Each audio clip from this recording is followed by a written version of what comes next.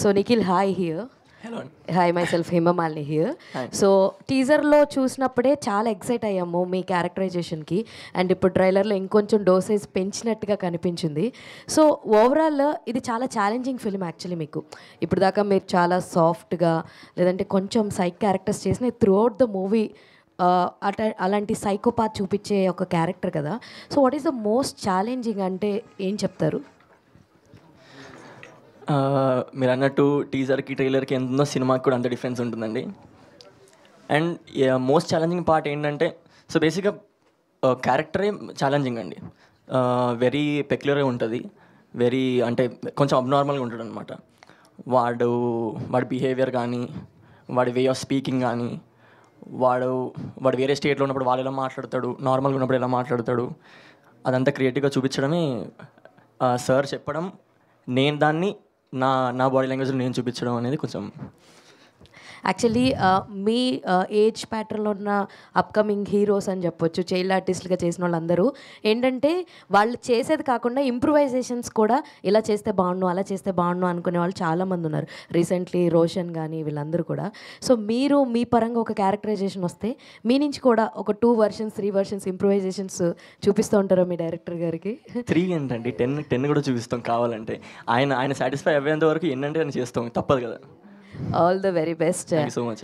ఎస్కేన్ గారు హాయ్ అండి. So actually Maruti గారు బ్రాండ్ అనగానే హారర్ ఫిలిమ్స్కి ఒక డిఫరెంట్ ఆడియన్స్ అంటూ ఉంటారు. సో మీ బ్యానర్స్ నుంచి ఇలాంటి ఒక సినిమా వస్తుందంటే ఎలాంటి రేంజ్లో ఉంటుందన్నది మేము ఎక్స్పెక్ట్ చేసేయచ్చు. So thank you so much for మీరు ఇలా దీన్ని తీసుకురావడానికి. అయితే I want to ask you question. So మీరు గతంలో ఒక 20 మంది తెలుగు అమ్మాయిలని హీరోయిన్స్ కింద తీసుకొస్తామని చెప్పేసి చెప్పారు కదా. మీరు కూడా చేస్తారా? లేదండి, నాకు యాక్టింగ్ పరంగా ఏం ఇంట్రెస్ట్ లేదండి. సో అది ఎంతవరకు వచ్చింది మీ మాటల్లో తెలుసుకుందామని. ఓకే, అంటే అది ఒక ప్రాసెస్ అండి. ఇప్పటివరకు ఒక 6-7 మెంబర్స్ అయ్యారు, ఒక 2-3 మెంబర్స్ జరుగుతుంది. సో హీరోయిన్స్ అనే కాదండి, హీరోయిన్స్గా అదర్ ఇంపార్టెంట్ కీ రోల్స్లో డైరెక్టర్గా, రైటర్గా, ఎగ్జిక్యూటివ్ ప్రొడ్యూసర్గా వేరియస్ ఫీల్డ్స్లో నేను పనిచేస్తున్న సినిమాలో ఒక 25 మంది తెలుగు లోకల్ అమ్మాయిల్ని తీసుకురావాలనేది నా ఇది. ఒక 6-7 మెంబర్స్ అయ్యారు. సో సూపర్, దేవుడి దయ వల్ల నేను నా కెరీర్ ముందుకెళ్ళినప్పుడు నేను కొంతమందికి ఛాన్స్ ఇవ్వగలను. ఆల్ ద వెరీ బెస్ట్ అండి. అండ్ ఈ సినిమా మీరు చూసేశారని చెప్పారు కదా. సో మీకు హుకింగ్గా అనిపించిన ఎలిమెంట్ ఏంటి అంటే ఏం చెప్తారు సార్? అంటే horror effects and sound effects అండి. అలాగే అమర్ గారు నెక్స్ట్ అంటే ఈ సినిమా దేని గురించి చెప్తున్నారు అనేది సెకండ్ హాఫ్లో కానీ రివీల్ అవ్వదు. అప్పటి వరకు అది అసలు దేని గురించి జరుగుతుంది అనేది ఒక ఇంటెన్స్గా వెళ్ళొద్ది, ఉత్కంఠభరితంగా. సో ఆ కథ చెప్పిన విధానం నచ్చిందండి నాకు. హాయ్ నిఖిల్, దిస్ ఇస్ ప్రజావాణి. కౌశిక్ ఇంతకీ డాక్టర్ అయ్యాడా? అది సినిమా చూస్తేనే తెలుస్తుందండి. సినిమా ట్రైలర్ అయితే చాలా బాగుంది. మీ మీ యాక్షన్లో 2 వేరియస్ డిఫరెన్సెస్ అయితే చాలా కనిపించాయి. యాజ్ ఏ తండ్రికి కొడుకులా, అంటే తండ్రి చెప్తున్నప్పుడు డాక్టర్ అవ్వాలి అని చెప్తున్నప్పుడు ఒక ఇన్నోసెంట్గా, కాలేజ్లో ఇన్నోసెంట్గా, ఆ తర్వాత ఒక సమస్యతో బాధపడే ఒక స్టూడెంట్గా చాలా బాగుంది. Thank you. ఆ సినిమా 2 వేరియేషన్స్ అన్నప్పుడు మీకు ఎలా అనిపించింది? I always wanted to do this. అంటే ఒకటే మనిషి 2 క్యారెక్టర్స్ చేయడం ఈజ్ వెరీ వెరీ ఇంట్రెస్టింగ్. జనాలు చూడడం కూడా 2 క్యారెక్టర్స్ చూసినట్టు ఉంటుంది. అంటే నాకు కూడా కొంచెం ఎక్స్పీరియన్స్ వస్తుంది అన్నట్టు. It's a very experimental project అండి. సో అలా చూస్ చేసుకుని నాకు చెప్పగానే నచ్చింది. So I wanted to do this, అందుకని చేశాను. డైరెక్టర్ సార్ మీరు ఇది రియల్ స్టోరీ అన్నారు కదా, ఎవరిది అనేది తెలుసుకోవచ్చా? అది ఒక MBBS స్టూడెంట్ అండి, ఇక్కడ హైదరాబాద్లో ఉంటాడు. తను సెకండ్ ఇయర్ MBBS చదువుతున్నాడు. తనకి వాళ్ళ ఫాదర్ వాళ్ళు సాఫ్ట్వేర్ ఎంప్లాయీ, వాళ్ళు normal above middle class family. ఆ అబ్బాయి నార్మల్గా ఒక ఇంట్రోవర్ట్ లాగా సైలెంట్గా తను పని చేసుకునే అబ్బాయి. సో తనకి చాలా అబ్నార్మల్గా బిహేవ్ చేస్తున్నాడని వాళ్ళ ఫాదర్ వాళ్ళందరూ ఇంట్లో వాళ్ళు భయపడిపోయారు. ఎందుకు ఏంటి అనేది ఇంక తెలియదు వాళ్ళకి కూడా. సో అది మన ప్రొడ్యూసర్ రాజు గారి వాళ్ళ ఫ్రెండ్ వాళ్ళ అబ్బాయి అనమాట. సో నేను వెళ్ళి మాకు కలిసాను వాళ్ళని. వాళ్ళు కలిసి మొత్తం తెలుసుకున్నాను వాళ్ళ గురించి ఏంటి ఏం జరిగిందని. అంటే నిజంగా ఏం జరిగిందో కొన్ని విషయాలు వాళ్ళకు కూడా తెలియదు. మేము తర్వాత చాలామంది డాక్టర్లని కలిసి ఏమై ఉంటుంది, లేదంటే కొంతమంది వేరే కొంతమంది వీళ్ళని కలిసాము. కలిసిన తర్వాత వాళ్ళకు కూడా తెలియని చాలా విషయాలు మేము తెలుసుకొని రీసెర్చ్ చేసి చేసామండి. అది స్టోరీ డెవలప్ చేసాం మొత్తం. So end of the day మీరేమన్నా కన్వే చేస్తారా వాళ్ళకి? అంటే మీరు డాక్టర్స్తో మాట్లాడిన తర్వాత ఆ రియల్ పేషెంట్కి ఏమన్నా చెప్పారా? అంటే ప్రాబ్లం ఏంటి అంటే ఇది కంప్లీట్ మనం డాక్టర్ ఇది కూడా అనుకోలేమండి. మేము వాళ్ళు కలిశారు, తర్వాత వేరే సూపర్ న్యాచురల్ ఎలిమెంట్స్ కూడా చాలా ఇన్వాల్వ్ అయినాయి. ఈ పూజలు ఇవన్నీ రకరకాలన్నమాట. వన్ కైండ్ మనం మనం చెప్పేది మనం చెప్పాము. మనం రీసెర్చ్లో ఏదైతే వచ్చింది వాళ్ళ ఫాదర్ వాళ్ళకి సంబంధించి వాళ్ళ ప్రయత్నాలు వాళ్ళు చేసుకుంటూ ఉన్నారు. Okay, all the best sir. Parent and ఒక సన్కి మంచి ఒక మెసేజ్ అయితే ఇస్తున్నారు పేరెంట్స్కి. అవునండి, ఇందులో ప్రాథమికంగా ఎమోషన్ అయితే అదేనండి. అదే ఫండమెంటల్గా మనం ఈ సినిమాలో ఎందుకు చూడాలి ఈ మూవీ అంటే అందుకు చూడాలని నా ఉద్దేశం. ఫైనల్గా అది గుర్తుండిపోద్ది మనకి. హారరు భయపడతాం అన్నీ ఉంటాయి, బట్ అల్టిమేట్గా ఎండ్గా మనకి ఆ ఎమోషన్ మనల్ని చాలా కాలం పాటు మనకి గుర్తుంటుంది. అది ఎస్కేన్ గారు సార్, అంటే ఈ లాస్ట్ 2 వారాల నుంచి పెద్దగా సినిమాలు లేకపోవడం వల్ల ప్రొడ్యూసర్లు ఎవరో దొరకట్లే ఈ క్వశ్చన్ అడగడానికి. అంటే on the record, of the record మాట్లాడుతూ ఉంటాం కానీ దొరికేసాయి రోజు మీరు దొరకరులేండి అంత ఈజీగా. కానీ అదే ఇప్పుడు ఇండస్ట్రీలో ఒక ఇష్యూ జరుగుతుంది సార్, ఈ థియేటర్స్ బంద్ చేయాలని, బంద్ చేయకూడదని. మీరు చిన్న సినిమాలు మీడియం రేంజ్ సినిమాలతో చేస్తున్నారు, ఇప్పుడు పెద్ద సినిమాతో, ఇప్పుడు రాజాసాబ్ లాంటి పెద్ద సినిమాతో అసోసియేట్ కూడా అయ్యారు. అసలు ఏంటి ఈ ఇష్యూ గురించి ఏంటి ఒపీనియన్ ఏంటి? అంటే మీ పర్సనల్ ఒపీనియన్ ఏంటి, ఇండస్ట్రీ పర్స్పెక్టివ్ ఏంటి? నా పర్సనల్ ఒపీనియన్ ఏంటంటే అండి, ఈ పర్సంటేజ్లు, రెంట్లు, షేర్లు వీటికన్నా కూడా ఆడియన్స్ దగ్గర నుంచి ఒక కంప్లైంట్ ఉంది సినిమాల మీద. దాన్ని మనం ఎంత సీరియస్గా తీసుకుంటున్నాం. అలాగే మేకింగ్ సైడు అది పర్సంటేజ్ ఆఫ్ ఆడియన్స్ తగ్గిపోతున్నారు. ఫస్ట్ మనం ఎంత పర్సంటేజ్ పంచుకుంటాం, తర్వాత థియేటర్కి వచ్చే పర్సంటేజ్ తగ్గిపోతున్నప్పుడు ఎక్కువ పర్సంటేజ్లో వాళ్ళని ఎలా తీసుకురావాలనే దాని మీద పెద్దలు ఫస్ట్ కాన్సన్ట్రేట్ చేస్తూ బాగుంటుందని. ఎందుకంటే వచ్చేది ఎక్కువ మంది ఉంటే అన్ని సమస్యలు తీరిపోతాయి. ఇప్పుడు వచ్చేవాళ్ళు తగ్గిపోయారు కాబట్టే రెవెన్యూ తగ్గిపోయింది. ఇప్పుడు మేము ఎలాగా అన్నాం. వచ్చేవాళ్ళు ఎక్కువ ఎలా తెప్పించాలి అనే దానికి ఆడియన్స్ సైడ్ నుంచి కొన్ని ఇవి ఉన్నాయి, ఇండస్ట్రీ సైడ్ నుంచి కొన్ని ఉన్నాయి. అవి రెక్టిఫై జరిగితే ముందు బాగుంటుంది అనేది నా ఇది. ఎందుకంటే ప్రతి చోట చూసేది ఏంటంటే టికెట్ రేట్స్ గురించి మాట్లాడుతున్నారు. అలాగే మధ్యలో ఈ పాప్కార్న్, కూల్ డ్రింక్స్ దీనివల్ల మేము దూరం అయిపోతున్నామని మాట్లాడుతున్నారు. దాన్ని ఎలా అడ్రస్ చేయాలి? అలాగే ఇతర స్టేట్స్లో ఫ్లెక్సిబుల్ టికెటింగ్ ఉంటుంది అక్కడ. ఎందుకంటే మార్నింగ్ షోకి వచ్చే ఆడియన్స్ తగ్గిపోతున్నారు, ఈవినింగ్ షోస్ బాగుంటున్నాయి, అలాగే వీకెండ్స్ బాగుంటున్నాయి. బట్ అన్ని రోజులు ఒకే రేట్స్ ఉండటం వల్ల కొంత దూరం అవుతుంది. సో ఫ్లెక్సిబుల్ ఇది పెట్టి ఎక్కువ మంది రప్పించగలమా, లేదా నార్మల్ రోజుల్లో కొంచెం తక్కువ రేటు ఉంటే స్టూడెంట్స్ని వాళ్ళని రప్పించగలమా, వీకెండ్లో కొంచెం పెంచుకొని అలాగా ఎక్కువ డిమాండ్ రోజు ఇలాంటి వాటి మీద కాన్సన్ట్రేషన్ చేస్తే బాగుంటుందని. ప్లస్ ఒక ఆడియన్స్కి థియేటర్కి వచ్చే కల్చర్ చచ్చిపోతుంది. ఎందుకంటే ఒక 2 వారాలకి 3 వారాలకి ఓటీటీలో వచ్చేస్తున్నప్పుడు థియేటర్కి కూడా మనం అంత ఖర్చు పెట్టి వెళ్ళటం ఎందుకులే అనేది అవుతుంది. సో ఇప్పుడు హిందీలోనూ తమిళంలోనూ కూడా అనుకున్నట్టు 8 వారాల పాటు సినిమా ఓటీటీలోకి రాకపోతే థియేటర్కి వచ్చి, అంటే దానివల్ల కొంతమంది పెద్ద సినిమా తీసే ప్రొడ్యూసర్లకి పెద్ద ఓటీటీ రేట్లు రాకపోవచ్చు, సో వాళ్ళ ముందుకు రాకపోవచ్చు. అది కూడా ఒక జెన్యూన్. బట్ అలా అనుకుని అందరం 2 వారాలకి 3 వారాలకి ఇచ్చుకుంటూ వెళ్ళిపోతుంటే ఆడియన్స్ థియేటర్కి వచ్చేదే. అంటే మీరు చెప్పే ఇది నిజమైన ఎగ్జిబిటర్కి కానీ డిస్ట్రిబ్యూటర్కి కానీ మనం చేసే ఫేవర్ ఏంటంటే ఎంతకాలం దాన్ని ఓటీటీలో రాకుండా ఉంచితే అదే, ఎందుకంటే అప్పుడు థియేటర్కి ఎక్కువ ఈ సినిమా రావట్లేదు కాబట్టి మనం చూద్దామని కల్చర్ మళ్ళీ పెరుగుద్ది. లేదంటే ఆ పర్సంటేజ్ ఇంకా తగ్గిపోతుంటే ఇండస్ట్రీ ఇంకా గడ్డుగాలం ఉంటుంది. ఎందుకంటే అలాగే నాన్ థియేట్రికల్ రెవెన్యూ కూడా ఇప్పుడు తగ్గిపోయింది. బట్ అది మన ఆర్టిస్టులు అందరికీ కూడా పూర్తిగా ఇంకా ఇదోలా. సో వాళ్ళ రెమ్యునరేషన్స్ అలాగే ఉన్నాయి. సో వీటి మీద చర్చ జరిగితే వాటిని ఏదన్నా సొల్యూషన్స్ తీసుకుంటే ఇండస్ట్రీ పెద్దలు ఆటోమేటిక్గా వీటిగా ఇది దొరుకుతాయి అనేది పరిష్కారం దొరుకుతుందని నా వ్యక్తిగతమైన ఫీల్. అంటే మీరు ఇంత ఎలాబరేట్గా చెప్పారు కాబట్టి క్లుప్తంగా ఒక మాటలో చెప్పాలంటే చాలా అవసరమైన విషయాల్ని మనం వదిలేసి అవసరం లేని విషయాలను ఎక్కువ మాట్లాడుతున్నామని అంటున్నారా? అవునండి. ఇప్పుడు గుండె నొప్పి వచ్చిందని పేషెంట్ హాస్పిటల్కి వస్తే అడిగి ఫేషియల్ చేద్దామా పెడిక్యూర్ చేద్దామా అన్నట్టు ఉంది. అసలు ఫస్ట్ మనం చూసుకోవాల్సిన రూట్ దీంట్లో చాలా ప్రాబ్లమ్స్ ఉన్నాయి, వాటిని అడ్రస్ చేయట్లేదు మనం. అది నా పర్సనల్ ఫీలింగ్ అండి, కొంతమంది ఫీల్ అవ్వచ్చు. Thank you. విస్కేన్ గారు. హాయ్ అండి, దిస్ ఇస్ రాణి. ఫస్ట్ మీరు చెప్తున్నట్లే చాలా వరకు ప్రాబ్లమ్స్ ఉన్నాయి సినిమాకి థియేటర్స్ వరకు ప్రేక్షకులను తీసుకురావాలి అంటే. అందులో ఇంకొకటి ఏంటంటే 3 days వరకు రివ్యూస్ని ఆపితే ఇంకొంతమంది వస్తారు, ఆ రివ్యూస్ ఆపండి అనేది ఒక అభిప్రాయం ఉంది. దాన్ని బట్టి మీరేమంటారు?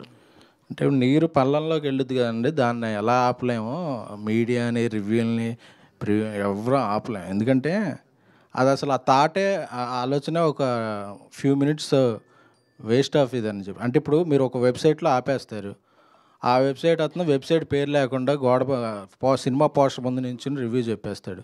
అది ఎలా ఆపుతారు?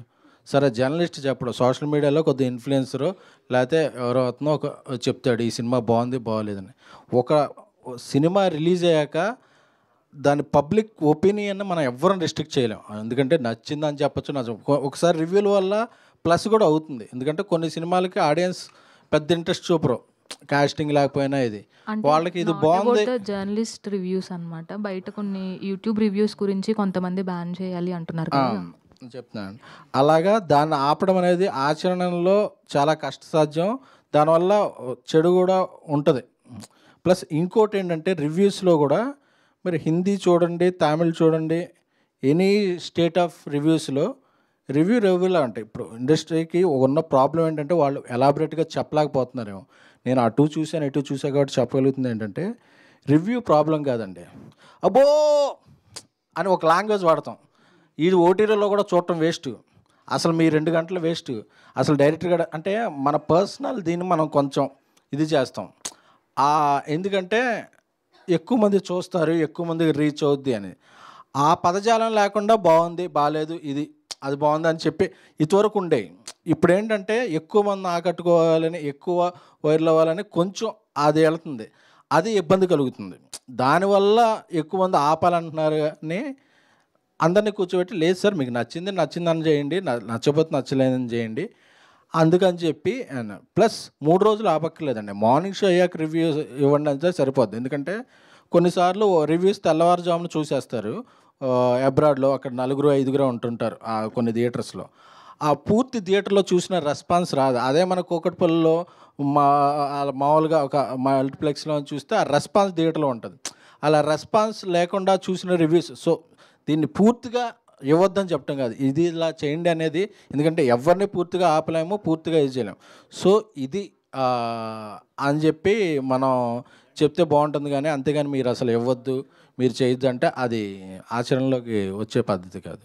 అండ్ ప్రొడ్యూసర్ ఎస్కేఎన్గా తెలుగు టాలెంట్ని ముందుకు తీసుకెళ్ళడంలో ముందుంటున్నారు. చిన్న సినిమా పెద్ద సినిమా అనేది తేడా లేకుండా దానికి ఎగ్జాంపుల్గానే తెలుగు హీరోయిన్స్ కానీ తెలుగు ఆర్టిస్టులను కానీ ఎంకరేజ్ చేస్తూ వస్తున్నారు.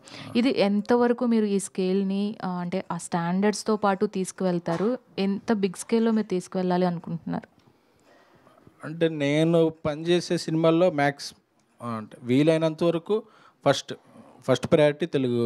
అది హీరోయిన్లు అవ్వచ్చు, ఇతర ఎవరనొచ్చు, కానీ ఫస్ట్ ప్రయారిటీ తెలుగు. అంటే మనం బేసిక్గా మన కల్చర్ తెలిసిన పీపుల్, మన ఇది పైగా మన వాళ్ళని కొన్నిసార్లు అది ఆచరణలోకి చేయలేం. సో అలాంటప్పుడు బయటకు వెళ్దాం. బట్ వీలున్నంత వరకు తెలుగు టెక్నీషియన్ని, తెలుగు టాలెంట్ని ఎంకరేజ్ చేయాలనేది నా థ్యాంక్ యూ ఎస్కేన్ గారు సార్ ట్రైలర్ లుక్స్ బాగుందండి, ట్రైలర్ లుక్స్ గుడ్. మీరు చూసారు ఎప్పుడే వచ్చారు? చూసారు. ఓకే. సో ఇలాంటి చిన్న సినిమాలకి మీరు మారుతి గారు సపోర్ట్ చేసి రిలీజ్ చేయడం అనేది అభినందించాల్సిన విషయం. అండ్ చాలామంది కొన్ని రోజులుగా ప్రభాస్ ఫ్యాన్స్ రాజాసాబ్ అప్డేట్ గురించి ఈగర్లీ వెయిట్ చేస్తున్నారు. సో అంటే ఏంటి, కొంతమంది ఏమో హీరో అప్రూవల్ లేదు, ఇంకా అప్రూవల్ కావాలంటున్నారు. కొంతమంది ఏమో సినిమాకి టీజర్ అండి, టీజర్ రెడీ అయిపోయింది, హీరో అప్రూవల్ కావాలంటున్నారు. కొంతమంది ఏమో విఎఫ్ఎక్స్ ఇంకా డిలే ఉంది అంటున్నారు. సంథింగ్ అసలు ఏంటి రాజాసాబ్ అప్డేటు, టీజర్ ఎప్పుడు ఎక్స్పెక్ట్ చేయొచ్చు, స్టేటస్ ఏంటి? రాజాసాబ్ పీపుల్స్ మీడియా విశ్వప్రసాద్ గారు చాలా ఆయన బ్యానర్లోనే బిగ్గెస్ట్ బడ్జెట్ ఫిల్మ్గా రూపొందిస్తున్నారు. అలాగే మారుతి గారు కూడా ఆయన శక్తి వంచన లేకుండా కృషి చేస్తూ చాలా మంచి నేను ఈరోజు వచ్చేటప్పుడే పొద్దున్నే ట్విట్టర్ ఓపెన్ చేస్తుంటే అలాగే చూస్తున్న మారుతి గారి ట్వీట్ చూసింది, ఇంకా మ్యాక్స్ 2 వీక్స్ అన్నీ వచ్చేస్తాయని చెప్పారు. So all set. నిఖిల్ గారు. నిఖిల్ హలో. ఇంతకుముందు మీరు చేసిన క్యారెక్టర్స్ అన్నీ ఒక ఎత్తు అయితే, ఇందులో మీరు చేస్తున్న క్యారెక్టర్ ఇంకొక స్టెప్కి మేము ఫార్వర్డ్ తీసుకెళ్తుందని చెప్పాలి. చాలా బాగుంది. సో దీనికోసం మీరు ఎంత కష్టపడ్డారు, అంటే ఆ మాడ్యులేషన్స్ అనేవి చేంజ్ చేయడం కోసం ఎలాంటి జాగ్రత్తలు తీసుకున్నారు? అంటే ఇంతకుముందు వాటికి దీనికి అసలు కంపారిజన్ లేదండి. నేను అన్నీ చిన్నప్పుడు క్యారెక్టర్స్ చేసుకొచ్చాను ఇప్పటి వరకు. ఆల్మోస్ట్ ఒక 70 మూవీస్ చేశాను. ఇది నేను మెయిన్ లీడ్గా ఫుల్ లెంత్కి ఇది నా ఫస్ట్ మూవీ. సో అంటే ఆ ఎక్స్పీరియన్స్ అంతా నాకు ఇక్కడ యూజ్ అయిందనమాట. అంతే. All the very best. Nikhil Aparichitudu ఎన్నిసార్లు చూశారు? ఇప్పుడు నా చిన్నప్పుడు చూసారండి ఒక 2 సార్లు అంతే. సో అపరిచితుల్లో ప్రకాష్ రాజ్ అంటే విక్రమ్ గారి స్టైల్లో సో వేరియేషన్ చూపించడం ట్రైలర్ చూస్తే అర్థమవుతుంది. డిఫరెంట్ ఒక యాక్టర్ వేరియేషన్ చూపించడానికి ఎలా కష్టపడతాడు అనేది ఒక ఎగ్జాంపుల్గా విక్రమ్ గారు చేశారు. సో దాన్ని ఇన్స్పిరేషన్ ఏమైనా ఉందా యాక్ట్ చేయడం కోసం? ఓన్లీ డైరెక్టర్ చెప్పిన మూమెంట్లో చేసుకుంటూ వెళ్ళారు? ఇన్స్పిరేషన్ అంటూ అంటే చాలా క్యారెక్టర్స్ ఉంటాయండి. ఇప్పుడు ఒక సినిమానే కాదు, ఇప్పుడు ఫైట్ క్లబ్ అని ఇంకో సినిమా, హాలీవుడ్లో కూడా ఒక సినిమా ఉంది. అన్నిట్లోంచి రెఫరెన్సెస్ కొన్ని తీసుకుంటాం. సో అంటే చూస్తాము, ఇప్పుడు క్యారెక్టర్స్ చూస్తాము, ఎవరి మోడ్యులేషన్, ఎవరి బాడీ లాంగ్వేజ్ వాళ్ళది. ఇంకా అంటే దీనికి తగ్గట్టు దీనికి నేను ఎంత చేయగలుగుతానో నేను అలా చేశానండి. సో డైరెక్టర్ గారు, సో అంటే ఇట్లాంటి సైకలాజికల్ థ్రిల్లర్ వెనుక ఏదో ఒక సో చాలా ఇంపార్టెంట్ పాయింట్ ఉంటుంది. సో అందరూ ఏమనుకుంటారంటే అంటే సూపర్ న్యాచురల్ థ్రిల్లర్స్ లేదంటే డ్రగ్ అడిక్ట్ ఏదో అనుకుంటారు. సో జనరల్గా ఏంటంటే ఒక ఎంబీబీఎస్ స్టూడెంట్ సో తన అలవాట్లు అవన్నీ కూడా చూస్తే సో అయితే డ్రగ్ అడిక్టా లేకపోతే ఏదన్నా సూపర్ న్యాచురల్ థ్రిల్లర్ అనిపిస్తుంది. అసలు ఏ పాయింట్ ఆఫ్ వ్యూలో దీన్ని మీరు రాజుగారు ప్రొడ్యూసర్ రాజుగారు కథ చెప్పినప్పుడు ఏ పాయింట్ ఆఫ్ వ్యూలో దీన్ని తీసుకెళ్ళాలనుకుంటున్నారు? ఇది సూపర్ న్యాచురల్ థ్రిల్లర్ అండి. ఒక రకంగా అదే గోస్ట్ ఫిల్మే, డౌట్ లేదు. కాకపోతే ఏంటంటే దానికి డిఫరెంట్ పాయింట్ ఆఫ్ వ్యూస్ ఉంటాయి. అది ఏంటనేది క్లైమాక్స్లో మేజర్ ట్విస్ట్ ఉంటుంది అనమాట. ఆ మేజర్ ట్విస్ట్ తోటి మనకి ఇది సూపర్ న్యాచురల్ థ్రిల్లరా సైకలాజికల్ థ్రిల్లరా ఏంటి అనేది మనకి అక్కడ క్లారిటీ వస్తుంది. అది చాలా థ్రిల్లింగ్ ఎలిమెంట్. అది మనం ఇప్పుడు చెప్పేయకూడదు అనేది నా అభిప్రాయం. అంటే ఇంటి పేరు గట్కాచలం అని ఉంది. సో డాక్టర్ కౌశిక అంటే ఆ ఫ్యామిలీ ఆ ఇంట్లోకి వెళ్ళిన తర్వాత గట్కాచలం అనే పర్సన్ సో తన ఏమన్నా అట్లాంటి ఏమన్నా థ్రిల్లర్ అంతా ఆల్రెడీ చూసాం మనం. ఇట్లాంటి థ్రిల్లర్ చాలా హాలీవుడ్లో కావచ్చు. ఆ ఎక్స్పీరియన్స్ అంతా తెలుగు ఆడియన్స్ చేశారు. సో అంతకు మించి దీనిలో ఎంత ఎక్స్పెక్ట్ చేయవచ్చు? అంటే అది ఇంట్లోకి వెళ్ళి గోస్ట్ రావటం కాదండి ఇది. కాకపోతే అదే గట్కాచలం ఎవరు ఏంటి, అది కౌశిక్కి అతనికి సంబంధం ఏంటి అనేదే మనకి మెయిన్ ఎలిమెంట్ మూవీలో.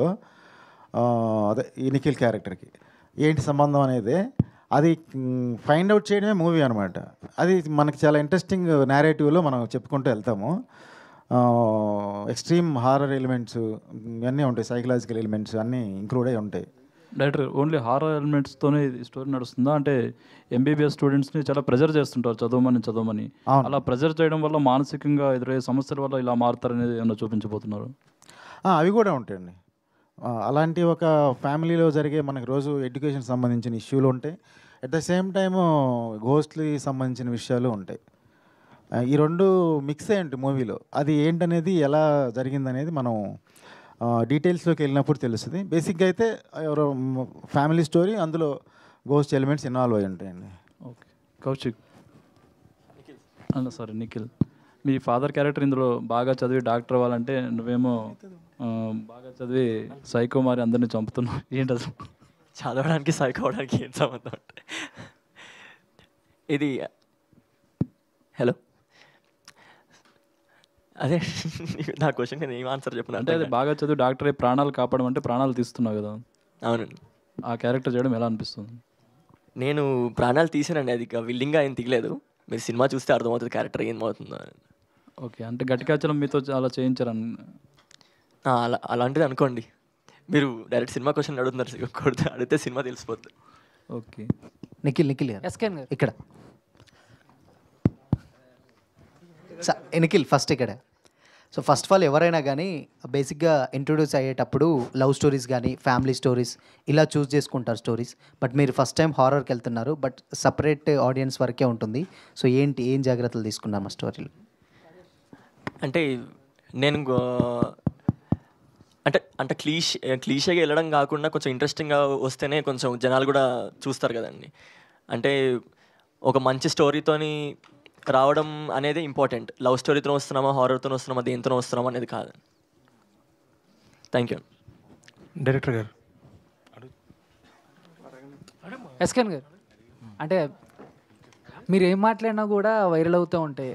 అండ్ రీసెంట్గా ఒక ఇంటర్వ్యూలో కూడా హీరోయిన్ బాత్రూంలోకి మాకు యాక్సెస్ లేదు కాబట్టి అనేది కూడా బాగా ట్రోల్ చేశారు. సో ఏంటి అలాంటి ఏం చెప్తారు? నేను చేయలేదు సార్ మీమర్స్ కానీ ట్రోలర్స్ కానీ. సో అది ఫ్లోలో వస్తుందా లేకపోతే ఏమైనా కంటెంట్ క్రియేట్ చేద్దాం అంటే ఇప్పుడు మీరు మంచి అందమైన అమ్మాయి అనుకోండి, ఏదో మాట్లాడతారు కదా మీరు, అలాగా ఏదో ఆ మాటల్లో వస్తాయి తప్ప అది మళ్ళీ ఇంటి దగ్గర ఇది పాయింట్ అని ఆ తర్వాత అనుకుంటుంది ఇదన్నా వచ్చిందా అనుకుంటాం, కానీ ముందు దాని గురించి స్క్రిప్ట్ రాసుకునేది ఏమీ ఉండదు. ప్లస్ ఆ ఇంటర్వ్యూకి సంబంధించింది అయితే మొత్తం టీం ఉంటారు కదా, టీం ఇచ్చిన, ఎందుకంటే అక్కడ నేను హోస్ట్ కదా, సో టీం ఇచ్చిన స్క్రిప్ట్ అవే ఫాలో అవడం జరిగింది. ఓకే, అంటే మన చైల్డ్హుడ్లో చాలా హారర్ సినిమాలు చూస్తూ ఉంటాం, కొన్ని అక్కడ వదిలేస్తాం, కొన్ని మనల్ని వెంటాడుతూ ఉంటాయి. సో అలా మీ చైల్డ్హుడ్ లైఫ్లో మీరు థియేటర్లో సినిమా చూసి అది ఇంకా మిమ్మల్ని వెంటాడుతూ ఉండి బాగా భయపడ్డ సిచ్యువేషన్ ఏదైనా? దెయ్యం అని రామ్ గోపాల్ గారి సినిమా అండి. అందులో ఏంటంటే 1 minute చెప్తా. అందులో ఒక మహేశ్వరి అద్దం ముందు ఎంచుకుని బూచ్ బూచ్ బూచ్ అని 3 సార్లు అంటే 3సారి దెయ్యం వస్తుంది డ్రెస్సింగ్ టేబుల్ మీద. ఆ రోజు నేను మధ్యాహ్నం సినిమాకి వెళ్ళిపోయి సెకండ్ షో చూసి అలా వచ్చాను. ఇంటికి వచ్చేవాడికి ఆ రోజు మా ఇంట్లో డ్రెస్సింగ్ టేబుల్ కొన్నారు. నాకు తెలియదు అది కొన్నారు. పడుకుంటే dressing table shocking dressing table. నాకు ఇంకా అలా చూస్తున్నప్పుడు ఏదో చూడకూడదు అనుకున్నా, ఒకసారి అలా చూడటం, వచ్చిందేమో దాంట్లోకి ఏదో అనటం, ఇంటి బయట బట్టలు ఆరేస్తుంటే ఆ రిఫ్లెక్షన్ కనిపిస్తుందిగా, అందులో ఏదో చీర కనబడింది అనుకున్నాయి. అలాగా టెన్షన్తో ఆ రోజంతా లైట్ ఆన్ చేసుకుని కూర్చున్నా. సో నాకు అది దెయ్యం సినిమా అయితే చాలా నన్ను చిన్నప్పుడు బాగా భయపెట్టింది. Thank you sir. ఇందులో మిమ్మల్ని భయపెట్టిన సీన్స్ ఏమైనా ఉన్నాయండి? ఉన్నాయండి. అవి మిమ్మల్ని కూడా భయపెట్టాలని ఇప్పుడు రివీల్ చేయట్లేదు. థియేటర్లో మీరు చూస్తే అది కొన్ని 2-3 సీన్లు భయపెట్టినాయి. డైరెక్టర్ గారు సార్, అంటే తెలుగులో చాలామంది మ్యూజిక్ డైరెక్టర్స్ ఉన్నారు, బట్ అదర్ కంట్రీ నేను తెచ్చుకోవడానికి సమ్ రీజన్ ఏమి ఉందా స్పెసిఫిక్గా? ఎందుకంటే ఇలాంటి మూవీస్ తెలుగు వాళ్ళకి ఇస్తే ఇంకో బాగా చేసేవాళ్ళని అనుకుంటారు. ఎవరైనా ఒకటేనండి, మ్యూజిక్ ఎక్కడైనా యూనివర్సల్గా ఒకటే, అందులో ఏం లేదు. ఎవరైనా తెలుగు ఆడియన్స్ పల్స్ అనేది తెలుస్తుంది కదా, చాలా పల్స్ ఏముండదండి, మ్యూజిక్ ఎక్కడైనా ఒకటే. ఇప్పుడు హాలీవుడ్ సినిమాలు మనం చూస్తున్నాం కదా, వాళ్ళ మ్యూజిక్ మనం చూస్తున్నాము, అట్లాగే మన మ్యూజిక్ వాళ్ళు వింటారు. స్పెసిఫిక్ రీజన్ ఏమైనా? పర్టికులర్ రీజన్ ఏం లేదు, బట్ ర్యాండమ్గా ఆయన పరిచయం అయ్యారు. నా స్టోరీ అది నచ్చింది, మన ప్రాజెక్ట్ నచ్చింది ఆయనకి. ఆయన కొన్ని మ్యూజిక్ కొంత విన్నాను నేను, ఆయన చేసిన సినిమాలు అవి నాకు నచ్చినవి. చాలా హై స్టాండర్డ్లో ఉన్నాయి ఇవి ఆయన చేసిన మ్యూజిక్. సో ఇమీడియట్గా నేను ప్రాజెక్ట్లో తీసుకున్నాను. తన్మయ్ ఎస్ సిస్టర్ రోల్ చేశారు కదా, సో చాలా బాగుంది. సో మీకు వర్క్ ఎక్స్పీరియన్స్ ఎలా అనిపించింది? వర్క్ ఎక్స్పీరియన్స్ అంటే this was the first film నాది. ఇప్పుడు రిలీజ్ అయిన ఫిలిం 23 కంటే ముందు చాలా బ్యాక్ చేసిన ఫిలిం ఇది. సో ఇందులో నాకు యాక్టింగ్ గురించి పెద్దగా తెలియనప్పుడు తీసుకున్నారు అమర్ గారు నన్ను నమ్మి. వర్క్ ఎక్స్పీరియన్స్ యాక్చువల్గా దీని త్రూనే నాకు ఫస్ట్ టైం వచ్చింది, ప్రతిదీ తెలుసుకున్నాను. 23 కన్నా ముందు రిలీజ్ అయింది, ముందే ఇది స్టార్ట్ అయింది. అవును. సో ఆ 23లో చాలా బాగుంది madam acting. Thank you. So చాలామంది అప్రోచ్ కూడా వచ్చింది. థ్యాంక్ యూ అండి. డైరెక్టర్ గారు సార్, ఇక్కడ డైరెక్టర్ గారు సార్, ఇది ట్రైలర్ చూస్తుంటే మనకి కంప్లీట్గా ఒక ఫాదర్ సన్ చదువుకోవాలి కొడుకు అనేది ఎక్కువ ప్రెషర్ అనేది ఒకటి కనిపిస్తుంది. ఇలాంటి సినిమాలు చెప్పేటప్పుడు నార్మల్గా కూడా చెప్పచ్చు ఎమోషనల్గా, బట్ హర్రర్ని చూస్ చేసుకోవడానికి రీజన్ ఏంటి? అంటే మామూలు ఇలాంటి డ్రామాలో చాలా సినిమాలు వచ్చినాయి. బొమ్మరిల్లు లాంటి మూవీస్, రకరకాల సినిమాలు వచ్చినాయి మనకి, అంటే father and parent and children మధ్య. కాకపోతే దాన్ని ఇప్పుడున్న యూత్కి మనం సినిమా కనెక్ట్ అవ్వాలంటే, వాళ్ళ అటెన్షన్ తీసుకోవాలంటే జానర్ ఇంపార్టెంట్. ఆ జానర్ అనేది లేకుండా వాళ్ళని మనం అటెన్షన్ తీసుకోలేము. ఇలాంటి డ్రామా వాడా ఏందోలే ఈ సోచి చెప్తారనే ఫీలింగ్ వాళ్ళకి రావచ్చు. సో అందుకే పర్టికులర్గా ఈ హారర్ జానర్లోని ఈ సినిమా చేస్తే అందరూ దీనికి కనెక్ట్ అవుతారు. ఫస్ట్ జానర్ ఎంజాయ్ చేస్తారు హారర్ మూవీ అంటే, ఆ తర్వాత దాని ద్వారా మనకి కావాల్సిన ఏదైతే కాన్సెప్ట్ ఉందో అది వాళ్ళకి రీచ్ అవుద్దని నాకు అనిపించింది. అండ్ ట్రూ ఇన్సిడెంట్స్ బేస్డ్ అని కూడా చెప్పారు కాబట్టి ఎంతవరకు రియలిస్టిక్గా తీసుకున్నారు, ఎంత సినిమాటిక్ లిబర్టీని యూజ్ చేసుకుని ఏ పాయింట్స్ మీద బేస్ చేశారు? ఇది చాలా వరకు ఒరిజినల్ కథేనండి. కాకపోతే దాన్ని మనం కొంత రీసెర్చ్ చేసి కొంత ఎగ్జాగరేట్ చేసాం, లిటిల్ బిట్, అంత ఎక్కువ కూడా కాదు. అంటే కొన్ని వాళ్ళకి అనిపించినవి కూడా, వాళ్ళకి తెలియనివి కూడా మనం రీసెర్చ్ చేసి కొన్ని దాని నుంచి మనం ప్రజెంట్ చేసాం. కొంత ఒక మ్యాక్సిమం 10 to 20% ఫిక్షన్ యాడ్ చేసాం, అంతే అండి దీనికి. రైటర్ గారు సార్, ఫస్ట్ మీకు స్టోరీ చెప్పినప్పుడు అంత బడ్జెట్లో చేయలేమో అని అనుకుని వెళ్ళిపోయారు అన్నారు. తర్వాత మళ్ళీ 1 day తర్వాత కాల్ చేసి, నేను కాదండి డిఓపి గారు వెళ్ళిపోయారు. ఓకే మేము కలిసే చేసాము. ఓకే, డిఓపి గారికి ఇవ్వండి. తర్వాత ఎందుకు మళ్ళీ వచ్చి ఓకే చేద్దాం అనిపించింది? అంటే ఏ పాయింట్ మిమ్మల్ని? నాకు స్టోరీ చాలా ఇంట్రెస్టింగ్ అనిపించింది. Main the character has 2 things ఉంటాయి కాబట్టి అది చాలా ఇంట్రెస్టింగ్ అనిపించింది. సినిమాటోగ్రఫీ పరంగా ఛాలెంజెస్ చాలా ఉన్నాయి, అది నాకు ఎక్స్పెరిమెంట్ చేయడానికి చాలా మంచి స్పేస్ అనిపించింది. సో లెన్సింగ్స్ కూడా చాలా డిఫరెంట్గా చేసాం. And we took so many single shots ఉంటాయి, చాలా ఎక్స్పెరిమెంటల్ ఫిల్మ్గానే ట్రీట్ చేసాం. But yeah, we took nice challenges. అంటే మాకు బడ్జెట్స్ తక్కువ ఉన్నా we tried our level best to horror thing ఏదైతే ఉందో అది కొంచెం ఎలివేట్ అవ్వాలని చెప్పి we took some experimental shorts. అట్లా ఆ ఛాలెంజెస్ వల్ల మళ్ళీ వచ్చి చేస్తా అని చెప్పా. సార్, మొన్న వచ్చినవాడు గౌతమ్ ఈవెంట్లో కేఎస్ రామారావు గారు ప్రేక్షకులు కక్కుర్తిగా ఇంట్లో కూర్చొని చూడకుండా థియేటర్స్కి రండి, ఈ కక్కుర్తి అనే పదాన్ని వాడారు 2 times. సో మీరేమో ఓటీటీలో రాకుండా, కొంతకాలం రాకుండా చూస్తే సినిమా ఎక్కువ కాలం నిలబడుతుందని చెప్పేసి మీరు చెప్తున్నారు. సరే, ఎందుకు సార్ మీ మధ్య అంటే అభిప్రాయ భేదాలు ఉన్నాయి? ప్రేక్షకులు కక్కుర్తనేమో ఆయన అంటున్నారు. అంటే ఆయనతో నేను పని చేయలేదు, ఆయన పక్కింట్లో నేను ఉన్నాను. చిన్నప్పుడు నా ఫేవరెట్ హీరో మెగాస్టార్ చిరంజీవి గారితో ఆయన సినిమాలు తీసిన గౌరవంను రిలేషన్ తప్ప పెద్ద ఇంటరాక్షన్ కూడా లేదు. ఆయన ఏ సందర్భంలో ఏ సమయంలో ఎలా అన్నారో అది తెలియదు. కానీ నాకు ఇది అభిప్రాయ భేదం అని ఆయన కూడా ఏదన్నా అక్కడ ఏదన్నా తెలీదు, కంటెక్స్ట్ తెలీదు, ఆ వీడియో కూడా చూడలేదు కాబట్టి నేను కమెంట్ చేయలేదు. కానీ మామూలు సందర్భంలో అయితే ఆయన ఏంటి నేనేంటి ఎవరైనా సరే ప్రేక్షక దేవుళ్ళు, వాళ్ళు బాగుండాలి, వాళ్ళు బాగుంటే సినిమా బాగుంటుంది అనే దీంతోనే ఇండస్ట్రీలో ఎంత పెద్ద వ్యక్తులు అయినా ఎంత అప్కమింగ్ అయినా సో ప్రేక్షకులను గౌరవిస్తారు, అది గౌరవించి తీరాలి. సో ప్రొడ్యూసర్స్ అంతా ప్రేక్షకుల్ని థియేటర్స్కి రావడానికి చర్యలు తీసుకోవచ్చు కదా. అదేనండి నా ఇది కూడా. సో అలాగే మీడియా కూడా మీ తరపు నుంచి మీడియా కూడా, అంటే ఇప్పుడు నేను చేసే రిక్వెస్ట్ ఏంటంటే, ఇప్పుడు కొద్దిగా ఇంటెన్సివ్ కేర్లో ఉంది ఇండస్ట్రీ. ఇలాంటప్పుడు గట్టిగా ఇప్పుడు అది చూస్తాం కదా రెజ్లింగ్, వాడు గట్టిగా ఉన్నప్పుడు 4 దెబ్బలు వేసినా పర్లేదు, పడిపోయిన వాడిని ఇంకా లేసే టైంలో టపటప కొడితే ఇంక పోతాడు. సో మీడియా కూడా ఇండస్ట్రీ లేవాలి అనే దీంట్లో కొంచెం ఉన్న విమర్శనాత్మక ఇది కొంచెం తగ్గించి, అంటే ఇప్పుడు పరిస్థితి బాగాలేదు కాబట్టి మళ్ళీ బాగుండి బాగా పుష్టిగా తిరుగుతుంటే మనం ఎక్కేయచ్చు. సో ఆడియన్స్ వస్తే ఇండస్ట్రీ బాగుంటుంది. ఇండస్ట్రీ బాగుంటే ఇండస్ట్రీ అనేది ఒక 10 మంది సంబంధించిన నిర్మాతలతో 10 మంది హీరోలతో కాదండి, దాని మీద కొన్ని వేల మంది డైరెక్ట్గా, కొన్ని లక్షల మంది పరోక్షంగా బాగుంటారు. కాబట్టి మనకు కూడా ఎప్పుడు కొంతమంది ఆ టాప్ ప్లేయర్నే ట్రోల్ చేసి ఓకే మనం ఎవరి మీద ఇది చేసాం అనుకుంటారు. బట్ దాని మీద ఆధారపడి కొన్ని లక్షల మంది ఉంటారు, ప్లస్ ఒక రెవెన్యూ వనరు ఇది. సో దాన్ని అందరూ బతికించుకోవాల్సిన అవసరం ఉంది. అది చూసేవాళ్ళు తీసేవాళ్ళు కూడా మళ్ళీ ఒకసారి ఆలోచించుకొని మనం చేస్తుంది రైటా రాంగా, రైట్ చేయాలంటే అంటేనే ఏమాత్రం మొహమాటం లేకుండా, ఎందుకంటే ఇది మనది కాబట్టి తప్పు ఎవరిది ఎక్కడ ఉంది అదే అని కాదు. ఒక జనరేషన్ మారినప్పుడు, ఒక టైం ఇది ఉన్నప్పుడు కొన్ని మారుతుంటాయి, ఆడియన్స్ ఇష్టాలు ఏంటి అన్నీ. సో దానికి తగ్గట్టుగా మనం ఏం చేస్తున్నాం, ఏం చేయాలి అనేది. ఎందుకంటే అప్పుడు కేబుల్ టీవీలో వచ్చినప్పుడు సినిమా అయిపోయింది అన్నారు, అయిపోలేదు. ఆ తర్వాత స్టార్ టీవీలు అన్నీ వచ్చినప్పుడు అయిపోయింది, వీసీఆర్లో వచ్చినప్పుడు అయిపోయినాయి అన్నారు, అవ్వలేదు. కేబుల్ టీవీలో వచ్చినప్పుడు అయిపోయింది అన్నారు, అవ్వలేదు. కోవిడ్ వచ్చినప్పుడు అయిపోద్ది అన్నారు, ఓటీటీ వచ్చినప్పుడు.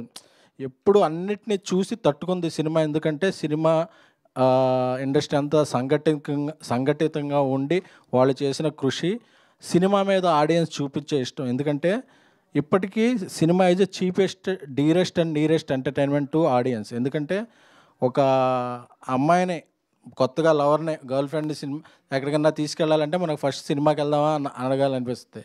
ఒక గర్ల్ ఫ్రెండ్ రిజెక్ట్ చేస్తే అబ్బా ఒక 3 గంటలు ఎక్కడికైనా వెళ్ళి ఉండాలంటే సినిమా అనిపిస్తుంది. ఒక చుట్టాలు 10 మంది వస్తే సినిమాకి వెళ్ళాలనిపిస్తుంది. ఒకవేళ ఇండియా మ్యాచ్ ఓడిపోతే ఆ ఫ్రస్ట్రేషన్తో ఎక్కడికైనా సినిమా అంటే దేనికైనా సినిమా అనేది మన కల్చర్, సినిమా అనేది మన ట్రెడిషన్.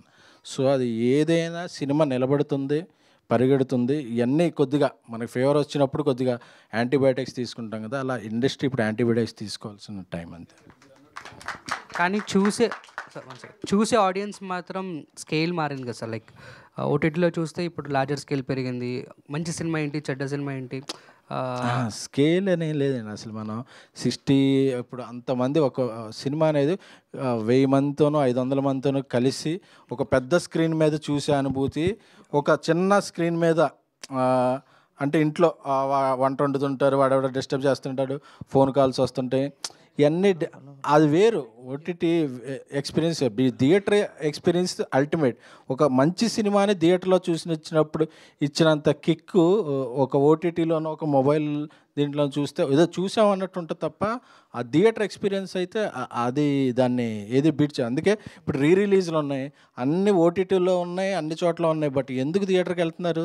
ఆ సినిమా ఇచ్చే కిక్, అది అంతమందిలో చూస్తే ఇచ్చే కిక్ కాబట్టి అది ఆ కిక్ అది వేరేది రిప్లేస్ చేయలేదు. ఎస్కేన్ గారు, ప్రేక్షకులు థియేటర్లకి రాకపోవడానికి ముఖ్య కారణం స్టార్ హీరోలే. వాళ్ళు ఎక్కువ సినిమాలు చేయట్లేదు, 2 ఏళ్ళకు 3 ఏళ్ళకు ఒక సినిమా చేస్తున్నారు. గతంలో టెక్నాలజీ లేని టైంలో కూడా ఎన్టీఆర్ గారు, ఎన్ఆర్ గారు సంవత్సరానికి 3-4 సినిమాలు చేసేవారు. కానీ ఇప్పుడు టెక్నాలజీ అంతా పెరిగింది, అయినా కూడా ఎందుకు తక్కువ సినిమాలు చేయాల్సి వస్తుంది? అది హీరోలు నుంచి రావాల్సిన అవసరం. బట్ అందరూ చెప్పేది ఏంటంటే డిస్ట్రిబ్యూటర్లు, ఎగ్జిబ్యూటర్లు కూడా హీరోలు ఎవరైతే జనాన్ని ఇర్రెస్పెక్టివ్ ఆఫ్ టాక్, రివ్యూస్ వీటన్నిటికీ మించి క్రిటిక్ ప్రూఫ్లో ఉండి ఒక 10 మంది హీరోలు ఉంటారు, 7-8 హీరోలు, వాళ్ళ సినిమాకి గట్టిగా ఓపెనింగ్ ఉంటుంది.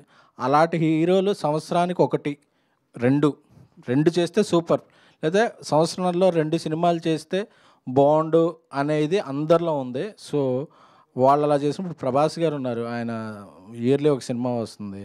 సో అలాగే ఇప్పుడు నేను మొన్నప్పుడు కలిసినప్పుడు అల్లు అర్జున్ గారు అన్నారు, నా 1.5 yearsకి 2 సినిమాస్ ఉండేలా ప్లాన్ చేసుకోవాలని. హీరోలు అందరికి కూడా ఆ ఇది ఇప్పుడు ఉందండి. బట్ ఏంటంటే మన సినిమా సైజు మారిపోయింది కాబట్టి ఆ డైరెక్టర్లు దొరకటం, కథలు దొరకటం, ఈ స్కేల్లో చూపించాలి కాబట్టి పాన్ ఇండియాకి వెళ్ళిపోయింది కాబట్టి తెలుగు సినిమా కొంచెం లేట్ అవుతుంది. కానీ బట్ మన డియర్ హీరోస్ అండ్ డైరెక్టర్స్ కూడా త్వరలోనే దీనికి ఒక సొల్యూషన్తో వచ్చి పెద్ద హీరోల సినిమాలు ఎక్కువగా వస్తాయని ఐ ఫీల్. ఓకే అండి. ఓకే, ఇవాళకి చివరి ప్రశ్న సార్. ఇప్పుడు మీరు అన్నట్టు కొత్త సినిమా కన్నా రిలీజులకే ఎక్కువ మంది వస్తున్నారు అనమాట. అంటే ఇప్పుడు కొత్త సినిమాకి రిలీజ్కి డిఫరెన్స్ ఏంటి అంటే ఏం చెప్తారు? అంటే కొత్తది రిలీజ్ అండి, కిక్ ఏది వస్తుంటే దానికి వెళ్ళిపోతారు. నాకు ఈ థియేటర్లో నేను అరిచి కాల్ చేసి ఉంటాను, ఈ సినిమాలో పాటలు బాగుంటాయి, ఈ సినిమాలో ఇది బాగుంటుంది అంటే ఏ సినిమాకైనా వచ్చేస్తారు. రిలీజ్ ఏంటంటే మనం ఆల్రెడీ ఎక్కడో వింటేజ్ ఫీలింగ్ ఉంటుంది కదా, ఈ దీనికి నేను చిన్నప్పుడు ఎలా అరిచారా, ఎలా గొడవ చేశాడా, ఆ ఫీలింగ్స్ మళ్ళీ చేసుకుంటాకి అది వెళ్తుంటారు. అలాంటి మూమెంట్స్ ఇవి వచ్చే కొత్త సినిమాలో ఉన్నట్టు ఎందుకంటే కొత్త సినిమాలు కూడా ఈ మధ్య చాలా సినిమాలు మంచిగా ఆడినాయి కదా. సో అది కొత్తది పాతదని కాదు, థియేటర్ ఎక్స్పీరియన్స్ ఇస్తుంది అని ఏ సినిమాని నమ్మినా ఆడియన్స్ ముందే ఉంటారు. ఓకే సార్, ఇప్పుడు మీరు ఇందాక చెప్పేటట్టు అంటే అమ్మాయిలకే ఓన్లీ యాక్టర్స్ తీసుకుంటామని చెప్పారు కదా, అంటే అబ్బాయిలు ఏం చేశారు సార్? ఎందుకు అదే మీరు అర్థమైంది నాని. ఆయన ఆడిషన్ తీసుకోండి ఈరోజు మనది ఎలా జరుగుతుంది కదా, మీరు ఇవ్వండి audition. Okay, thank you sir. So అదిదా ఇవాళ questions. Thank you so much. Ghatikachalam May 31st. So మీ అందరినీ అలరించడానికి, ఆకట్టుకోవడానికి, భయపెట్టడానికి స్పెషల్లీ మీ ముందుకు వస్తుందన్నమాట. So please May 31st save the day.